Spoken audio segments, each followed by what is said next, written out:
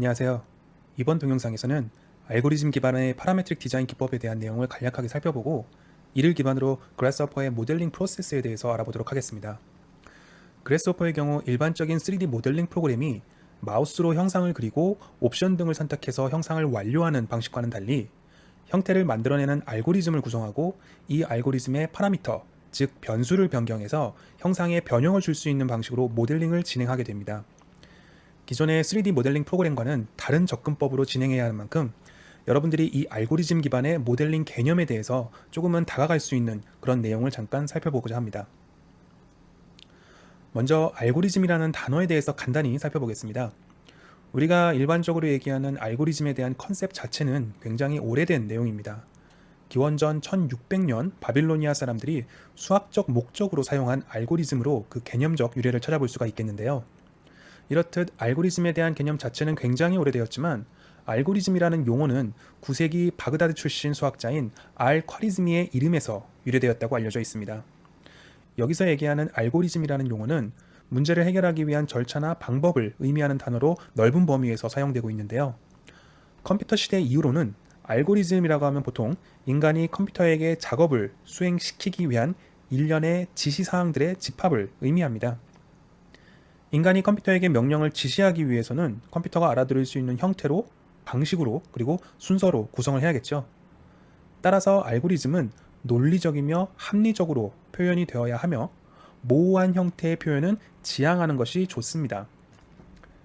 예를 들어 우리가 종이를 자르는 상황을 가정해 본다면 그냥 길쭉하게 자른다 라고 명령을 하는 것보다는 가로 0.1mm, 세로 6mm로 자른다 와 같이 구체적이고 정확한 표현을 해야 되는 것이죠. 물론 이전에 몇 미리 두께의 종이를 자를 거다라는 사전 환경을 정의하는 부분도 포함이 되어야 좀 더 정확하겠죠. 알고리즘을 사용해서 문제 해결을 하는 데 있어서 가장 중요한 첫 단계가 바로 문제를 잘 정의하는 것입니다. 문제의 시작을 잘 정의해야지만 여러분들이 해답을 찾아가는 과정을 명확하고 구체적으로 구축할 수 있는 것입니다. 어떻게 정의되었는가의 관점에서 문제라는 것은 크게 well-defined와 ill-defined problem으로 구분할 수 있겠는데요. 우선 well-defined는 찾고자 하는 문제의 답이나 답의 형태가 정해져 있고 이 답을 찾는 과정을 효율화하고 단순화하면서 답을 찾는 경우인데요. 자, 예를 들어서 1에서부터 100까지의 합을 구하는 문제는 이미 답의 형태가 숫자로 정해져 있고 그 답을 찾는 방법, 여기에서는 아마 수학적인 계산법이 되겠죠. 그 계산법을 전략적으로 수립함으로써 문제를 해결해 나갈 수 있는 거죠. 또한 답이 100% 완벽하게 정해져 있지 않고 확률적 방법을 통해서 구해야 하는 부분적으로 알려져 있는 문제도 있습니다. 자, 이럴 때는 그 예측된 값을 다양한 확률적 계산법에 의해서 유출을 할 수가 있는 것이죠. 자, 이렇게 명확한 접근법에 의해서 답을 찾아갈 수 있는 문제가 well-defined problem이고, 자, 반대로 ill-defined problem은 단 하나의 솔루션으로 해결책이 명확하게 존재하지 않고 예측을 할 수 없는 경우, 자, 이럴 때는 그 해결책을 찾기 위한 다양한 접근법을 검토해 봐야 하는 건데요. 즉, 문제의 해결책을 찾기 위해서 다양한 해결 과정을 탐색해 봐야 하는 경우를 바로 ill-defined problem이 정의되어 있는 알고리즘이라고 얘기를 합니다. 일반적으로 쉽게 문제를 해결해 나가기 위해서는 well-defined problem 형태로 해결이 가능한 문제를 선정하고 그렇게 해결책을 접근하는 방법이 일반적으로 쉽게 알고리즘을 통해서 문제를 해결해 나가는 방식입니다. 우리가 그래스허퍼로 형상을 디자인할 때도 해결 가능한 형태로 문제를 설정해서 그 솔루션에 접근하는 방식으로 여러분들이 알고리즘을 구성을 해야 합니다. 물론 ill-defined problem과 같이 예상하지 못한 디자인 결과물을 찾는 알고리즘을 구성할 수도 있는데요. 그래스허퍼를 배우는 초반에는 well-defined problem의 알고리즘을 기반으로 그래스허퍼 데피니션을 구성하는 게 파라메트릭 디자인 방법론을 습득하는데 더 쉽게 여러분들이 접근을 할 수가 있을 것입니다. 자, 그러면 이번에는 알고리즘을 구성하는 요소들에 대해서 한번 살펴보겠습니다. 자, 알고리즘이 일상생활에서 우리가 알게 모르게 자주 접할 수 있는 부분이 바로 요리의 레시피입니다. 자, 지금 보시는 예제는 감자 요리를 하는 레시피 내용인데요. 자, 요리 과정을 아주 단순화시킨다면 자, 지금 보시는 것처럼 세척, 삶기, 절단, 그리고 완성된 요리를 접시에 담기 등으로 간략히 정리를 할 수가 있을 겁니다. 자, 하지만 초반에 알고리즘에 대해서 말씀드릴 때 자, 알고리즘은 구체적이고 명확해야 한다고 말씀드렸는데요. 자, 이 감자를 사용한 요리 레시피를 조금 더 구체적으로 한번 분해해 보겠습니다. 자, 우선 이 요리의 목표를 프렌치 프라이즈를 만드는 걸로 한번 정해보죠. 여기에서 우리가 필요한 재료와 요리 방법들이 구체적으로 명시가 되어 있습니다. 자, 애매하지 않고 구체적으로 썬다, 담가 놓는다, 190도로 가열한다, 4분간 튀긴다, 그리고 적당량의 소금을 뿌린다 등의 행동과 방법에 대해서 구체적으로 명시가 되어 있습니다. 물론 적당량의 경우 좀 애매한 단어이긴 한데요. 자, 몇 g이나 뭐 티스푼, 반 스푼 이런 식으로 더 정확하게 할 수는 있습니다. 자, 보통의 레시피에는 이런 경우에 아마 한 꼬집을 뿌린다 정도가 되어 있을 겁니다. 자, 이렇게 구체적으로 레시피를 명시하고, 자, 여기에서 알고리즘의 요소에 대해서 하나하나 살펴보면 가장 먼저 문제의 목표가 있을 겁니다. 자, 여기에서는 프렌치 프라이즈를 만드는 게 문제의 목표가 되겠죠. 자, 그리고 알고리즘 P 연산자를 초기화하는 부분이 있습니다. 요리의 재료를 미리 준비를 해 놓는 이 부분이 되는 겁니다. 자, 세 번째로 실제 요리 방법 부분이 알고리즘이 되는 겁니다. 그리고 레시피에서 구체적인 행동에 해당하는 연산자와 방법 부분에 해당하는 파라미터로 구성이 됩니다. 자, 이렇게 정리를 해보면 실제 우리가 요리를 할 때 참고하는 레시피가 바로 가장 우리에게 친숙한 알고리즘의 한 형태이다라는 것을 알 수가 있는데요. 이 레시피도 물론 더 세세하게 쪼개보면 더 길게 나올 수가 있을 겁니다. 자, 1번의 감자를 길쭉하게 썬다도 어떠한 칼을 사용해서 몇 cm 길이와 몇 mm 두께로 썬다처럼 되게 디테일하게 더 나올 수가 있을 텐데요. 알고리즘의 디테일한 정도는 여러분이 이 알고리즘을 사용을 해서 누구든지 비슷한 결과물을 낼 수 있게만 한다면 그 디테일한 정도는 여러분들이 정하실 수가 있는 겁니다. 자, 여기서 제가 비슷한이라는 단어를 쓴 이유는 사람에 따라서 알고리즘 기반으로 어떠한 작업을 수행을 했을 때 의도적으로 조금씩은 다른 결과물이 나오게 하는 알고리즘 형식으로 구성을 할 수도 있기 때문입니다. 최종 결과물이 똑같은 형태로 나오는 게 아니라 좀 더 다양성이나 의외성을 확보하는 차원에서 알고리즘을 조금은 플렉시블하게 구성을 하는 거죠.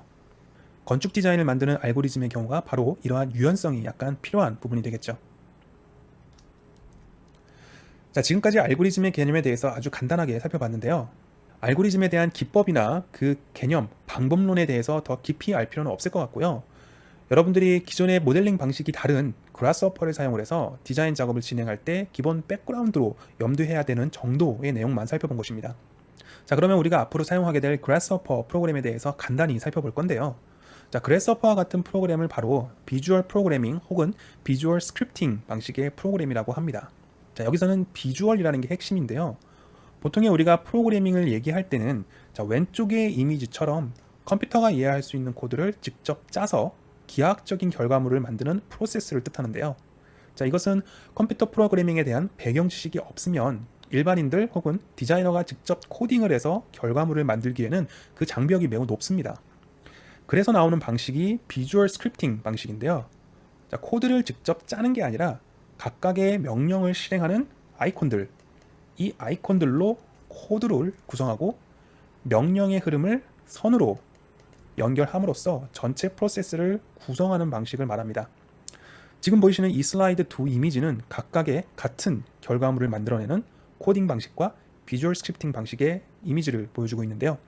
자, 그냥 봐서도 아이콘으로 구성하는 오른쪽 이미지가 프로그램을 처음 접하는 사용자들에게 더 좋은 접근성을 제공한다는 것을 아실 수가 있을 겁니다. 자, 비주얼 스크립팅의 장점 중에 낮은 접근성 외에도 또 다른 장점은 바로 파라메트릭하게 프로세스를 구성할 수 있다는 점입니다. 자, 지금 보시는 이 왼쪽의 이미지는 라이노에서 결과물 A, 이 라인을 그리는 방식을 한번 표현해 본 것입니다. 자, 먼저 이 A에 해당되는 라인을 그리기 위해서는 라이노에서 먼저 라인의 시작점이 될 1번 점을 배치를 해야 되겠죠. 배치하는 방식은 직접 좌표를 입력을 하실 수도 있고 여러분들이 마우스로 클릭을 해서 이 점을 직접 지정을 하실 수도 있을 겁니다. 같은 방법으로 2번 지점의 점도 좌표를 입력하거나 마우스를 클릭해서 입력을 할 수가 있겠죠. 그리고 이 두 지점을 연결하는 커브를 그릴 수가 있을 겁니다. 자, 이 상황에서는 라이노의 커브 그리는 명령을 수행을 하고 각각의 시작점과 끝점을 찍는 한 단계의 명령으로 활용을 할 수도 있을 거고요. 아니면 점을 각각 배치하고 그 점을 기준으로 커브를 만들어내는 방식으로 프로세스를 쪼갤 수도 있을 겁니다. 자, 이러한 프로세스의 단점은 자, 이 커브의 결과물, 이 라인을 제가 변형을 할 수가 없다는 것입니다. 자, 물론 라이노에서 각 끝점을 선택을 해서 이동을 시킬 수는 있겠죠. 하지만 그 프로세스가 겉으로 보이지 않고 내적으로 존재한다는데 그 문제점이 있습니다. 사용자들은 이 라인의 커브를 이동시키거나 변형시키기 위해서는 점을 직접 이동하는 방식으로 명령을 수행을 하게 되는데요. 자, 그 결과물이 다시 원점으로 돌아가기 위해서는 정확하게 마우스 클릭으로 다시 돌려내야 된다는 점입니다. 파라메트릭하지 않다는 거죠. 마우스로 그냥 일일이 클릭함으로써 형태를 변형하는 것은 다시 전 단계로 돌아오기도 힘들고 마우스로 클릭한 지점을 직접 시각적으로 보여주지도 않을 뿐더러 여러분들이 다양한 형태로 변형하는 데에 그 작업이 좀 제한이 됩니다. 자, 반대로 그래스허퍼에서는 이렇게 똑같은 라인을 그리기 위해서는 먼저 두 점을 지정을 합니다. 그리고 각각의 포인트들은 X, Y, Z 좌표를 입력할 수 있게, 자, 이렇게 한 예로 슬라이더로 각각의 X, Y, Z 좌표를 입력을 하실 수가 있습니다. 그리고 나서 이 두 지점을 잇는 라인을 그리는 명령어 컴포넌트를 사용을 해서 라인을 그리게 되는 거죠. 자, 이렇게 시각적으로 점들에 의해서 연결되어 있고 각각의 점은 X, Y, Z 좌표로 구성되어 있구나 라는 것을 확인을 하실 수가 있고, 자, 여러분들이 이 각각의 넘버 슬라이더를 변형시킴으로써 다른 변수값을 대입함으로써 점의 위치를 변경하고 그 점의 위치가 바로 다시 라인의 형태를 변경하게 되는 겁니다. 자, 이게 파라메트릭한 기법을 사용을 해서 형상을 만들어내는 그래스허퍼의 큰 장점 중에 한 가지인 겁니다. 자, 라인을 그리는 명령어 같은 경우 라이노에서도 굉장히 많은 명령어들을 제공을 하고 있습니다. 단순한 라인, 곡선, 원, 아크, 일립스, 그 다음에 직사각형 같은 경우, 그리고 마지막으로 다각형 형태 등 다양한 명령어들을 아이콘으로 제공을 하고 있는데요. 자, 그라스허퍼도 마찬가지예요. 자, 그라스허퍼도 커브 부분에 들어가 보시면 다양한 커브에 관련된 명령어들이 아이콘들이 제공이 되고 있고요.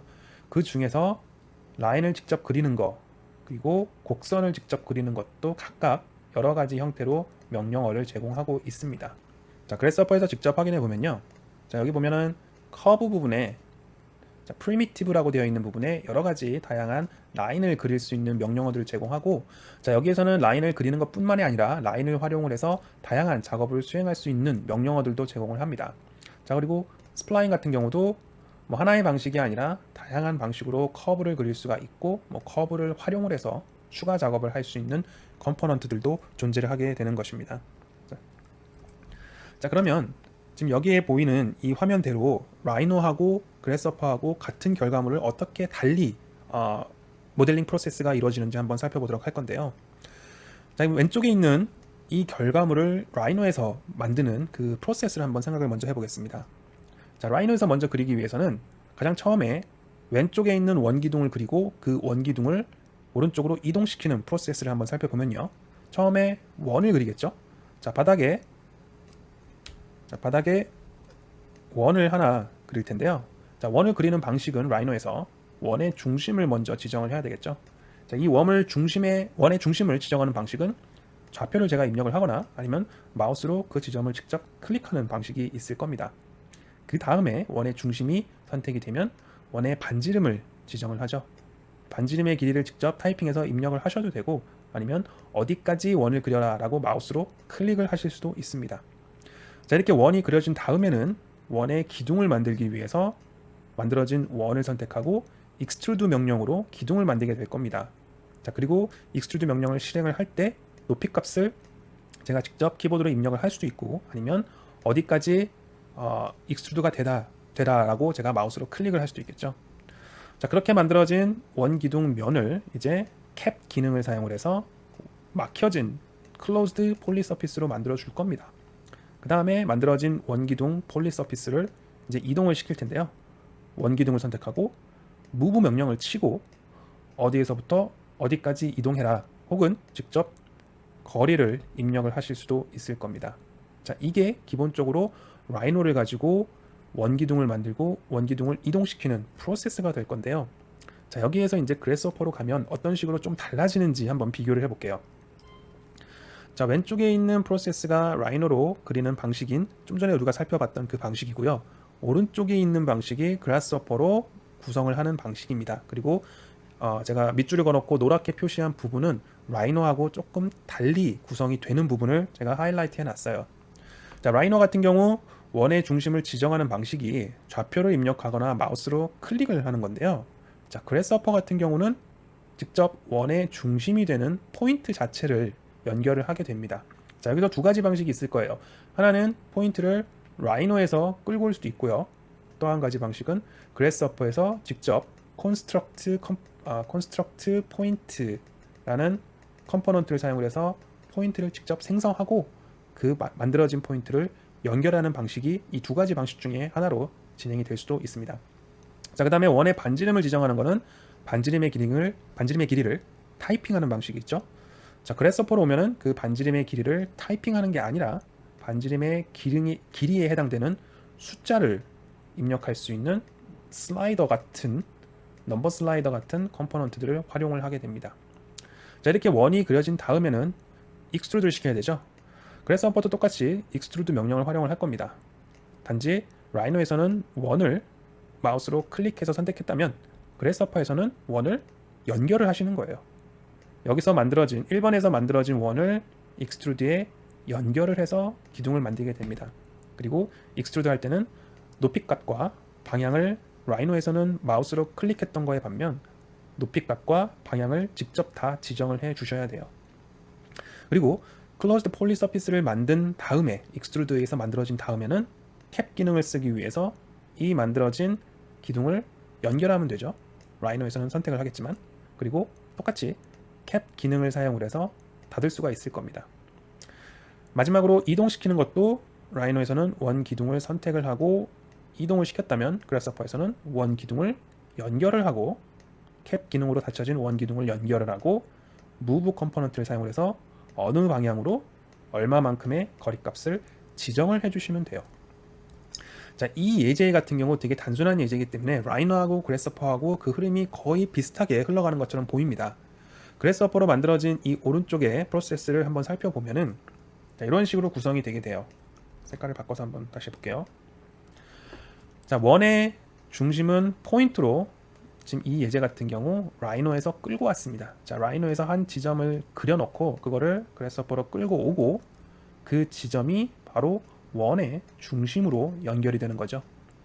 그리고 원의 반지름은 넘버 슬라이더로 이렇게 연결을 시켰습니다. 자, 여기에 제가 변경 가능 파라미터들이다 라고 이렇게 지정을 해놨는데 그 말인즉슨 여러분들이 나중에 이 값 숫자를 변경을 해서 슬라이더로 변경을 해서 원의 반지름을 바꿀 수도 있고요. 혹은 이 중심점 자체를 라이노에서 다른 점으로 갖고 오거나 라이노에서 그 점을 이동을 시키면 원의 중심도 자동적으로 따라가게 될 겁니다.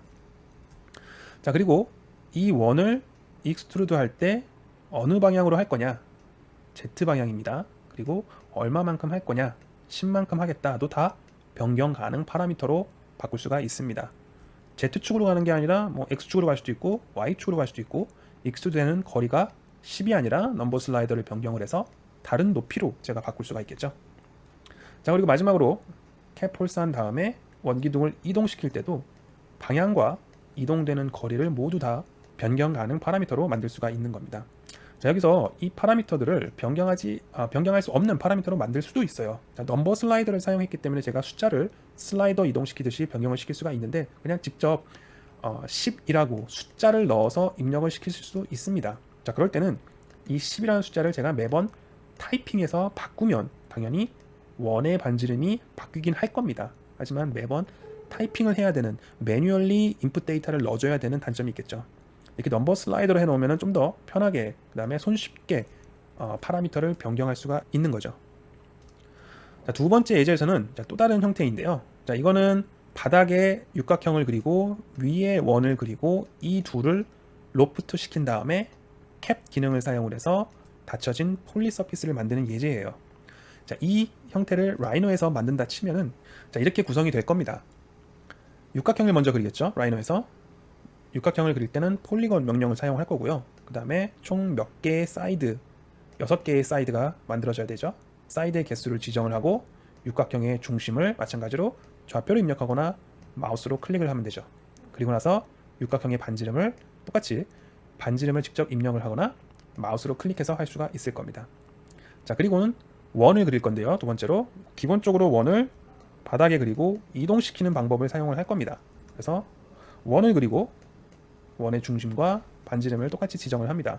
그 다음에 만들어진 원을 선택을 해서 무브 기능 혹은 건보를 활용을 해서 Z축으로 정확하게 20mm만큼 이동을 시킬 수가 있죠. 20이라는 숫자를 제가 타이핑을 해서 그렇게 만들어진 두 개의 육각형과 원을 로프트 기능을 사용을 해서 둘을 선택을 해서 면을 만들 수가 있겠죠. 그 다음에 마지막으로 캡 기능을 사용을 해서 클로즈드 폴리 서피스로 만드시면 되는 겁니다. 자, 이 다음에 이거를 똑같이 이제 그래스허퍼로 한번 생각을 해볼게요. 자, 육각형을 그리는 단계에서 그래스허퍼는 사이드의 개수와 육각형의 중심, 반지름을 모두 다 파라미터로 구성을 할 수가 있을 겁니다. 숫자 파라미터, 포인트 파라미터, 그 다음에 숫자 파라미터.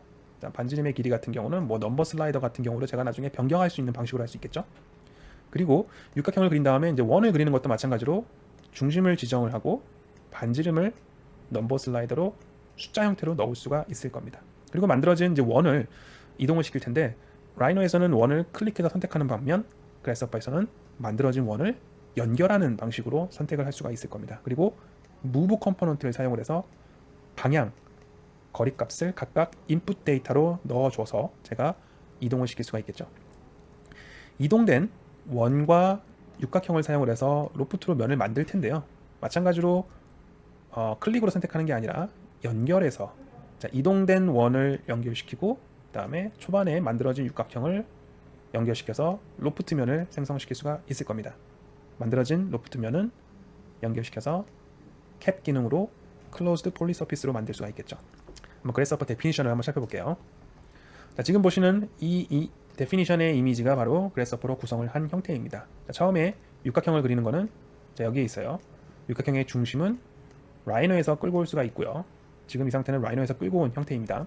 그리고 반지름 10 몇 개의 사이드 갖고 있는지 6개의 사이드 이런 식으로 넘버 슬라이더로 구성을 할 수가 있을 겁니다. 그렇기 때문에 여러분들이 나중에 몇 각형인지 반지름이 몇인지를 변경을 하실 수가 있는 거고 실시간으로 그 결과값을 볼 수가 있는 거죠. 자, 원도 마찬가지예요. 원의 중심과 원의 반지름을 파라메트릭하게 설정을 하고 그 원을 이제 이동시킬 거예요. 어느 방향으로? Z축으로 20만큼. 나중에 여러분들이 당연히 축의 방향을 변경하실 수도 있고 얼마만큼 이동할지도 변경을 하실 수가 있는 거죠. 자, 이렇게 만들어진 원과 육각형을 각각 로프트에 연결을 시키면은 마지막으로 폴리 서피스가 만들어지고 그것을 캡 기능을 사용을 해서 클로즈드 폴리 서피스로 만들 수가 있는 겁니다. 흐름은 비슷하죠. 라이노 모델링하는 방법을 그래스허퍼로 우선 다 한번 구상을 해보고 각각의 흐름에 맞는 컴포넌트들을 배치한 다음에 서로 연결만 해주면 돼요. 그리고 이 전체 흐름을 구상을 할 때 변경 가능한 파라미터를 뭘로 설정을 할 거냐, 나중에 내가 어떻게 형태를 변형하고 싶은지에 따라서 변경 가능 파라미터를 설정을 하고 그 다음에 숫자로 이렇게 파라미터들이 만들어졌다면 그 숫자를 변경함으로써 최종 결과물을 다양한 형태로 제가 바꿔볼 수가 있는 거죠. 자, 여기까지 알고리즘 기반의 파라메트릭 기법에 대한 간단한 이론적 배경과 이를 활용한 그래스허퍼의 형상 구축하는 알고리즘에 대해서 간략하게 살펴봤는데요. 여러분들이 그래스허퍼를 활용해서 파라메트릭 디자인 결과물을 만들고자 할 때는 이와 같이 전체 기하학적 알고리즘을 프로세스를 먼저 구성을 해보고 하나하나의 단계에 맞춰서 그래스허퍼 컴포넌트들을 배치하고 각각의 컴포넌트들을 연결을 해서 전체 데피니션을 만들면 되는데요. 라이노 같은 일반적인 3D 모델링 프로그램을 다룰 때는 보통 어떠한 기능들이 있고 각 기능들이 어떻게 작동하는지에 대한 부분만 알면 기본적으로 모델링 작업을 하는 데는 크게 어려움이 없을 겁니다. 하지만 그래스허퍼 같은 경우는 마우스를 활용해서 객체를 선택하는 작업이 아니다 보니까 데이터를 어떻게 구성하느냐가 굉장히 중요해지는데요.